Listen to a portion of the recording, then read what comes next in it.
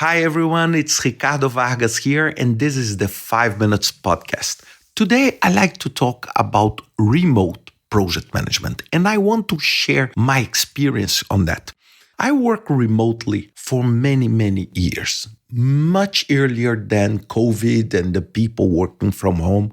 I worked for many, many years at home, traveling in hotel rooms, carrying my bag everywhere that connects me to the client, to the team. And for example, I have people working with me in Denmark, in Brazil, in other parts of Portugal. So it's a very different and spread out environment. So how do I make things happen? And I want to share with you 5 quick tips that helped me to manage more effectively this type of project.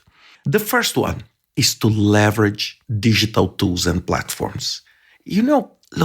You need to use at the extreme professional level the digital tools, and they are good.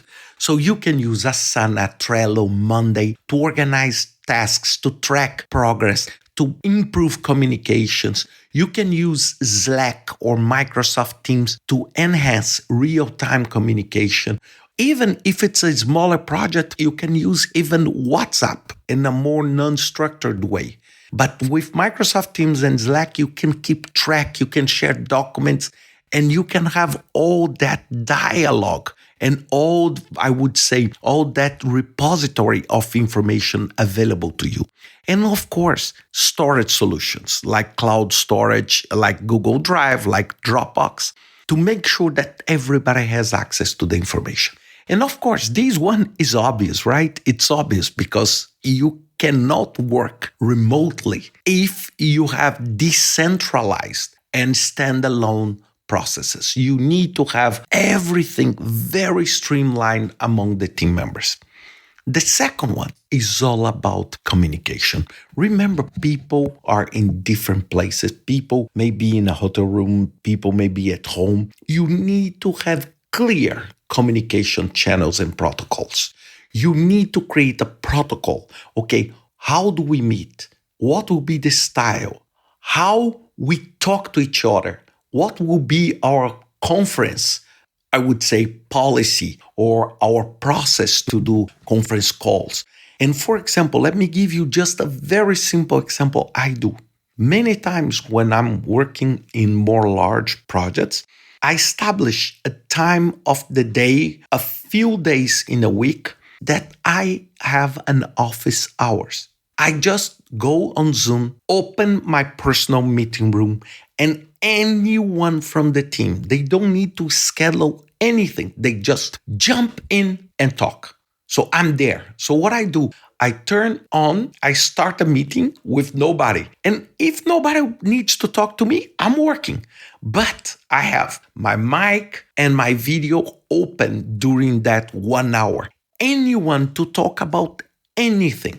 So this is, for example, one protocol that is very informal and makes myself available for other people to discuss topics on the project, for example, or even personal requests or personal comments. The third one, this only works if you define goals, roles, and expectations. Remember, when people are working remotely, time becomes irrelevant. For example, I don't care if you are working from 8 to 5 or from 9 to 6 or in the morning, or if you decided to finish the job a little bit late. It's not the problem. The problem is the goal and the deliverable. We need to understand and give to the team members the sense of autonomy and responsibility to deliver. So do not micromanage. Do not micromanage them saying, oh, he or she's working 6 hours instead of 7 or 5 instead of 6. This, when you are working remotely, is just irrelevant. Okay. Number 4, foster collaboration and team building.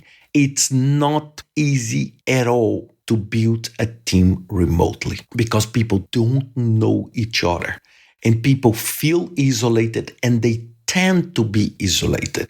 So you need to create ways to collaborate.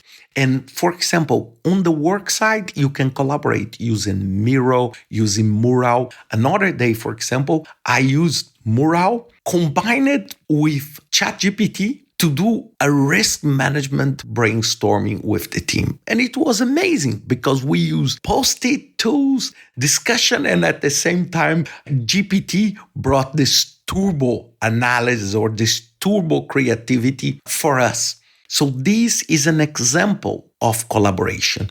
But on the other side, it's important also that you build a team, that you give the opportunity for people to socialize, to build networks.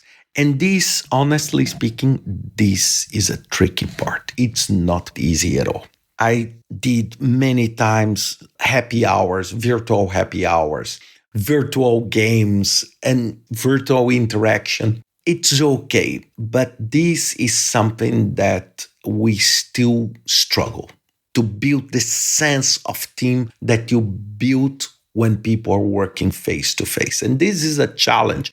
Probably soon, maybe tools can come, or maybe someone will come up with great ideas. But today, for me, this is one of the biggest challenges, is to create this bond and this friendship among people, even working 5,000 miles away from each other and working remotely.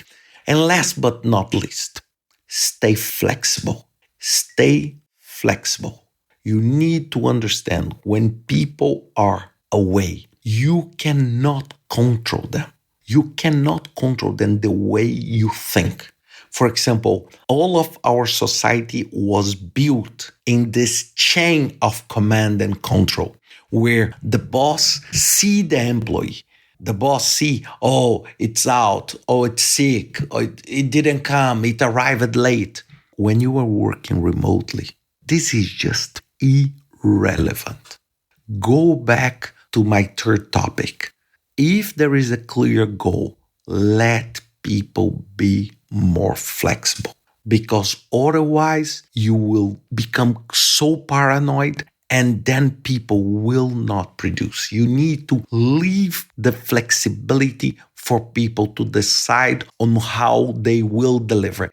And of course, all the benefits, all the bonus, all the awards must be done based on the goals and the deliverables that each team member is producing. So think about that. Think about these 5 topics, because for me, this is one of the biggest trends. I think the new generation, we work far more remotely than in person. This is my feeling. I think that we will never have this concept of being present and working every single day at the same place with the same people, because this will just not exist, at least in my perception. So share with me your comments. Thank you very much for listening, and see you next week with another 5 Minutes podcast.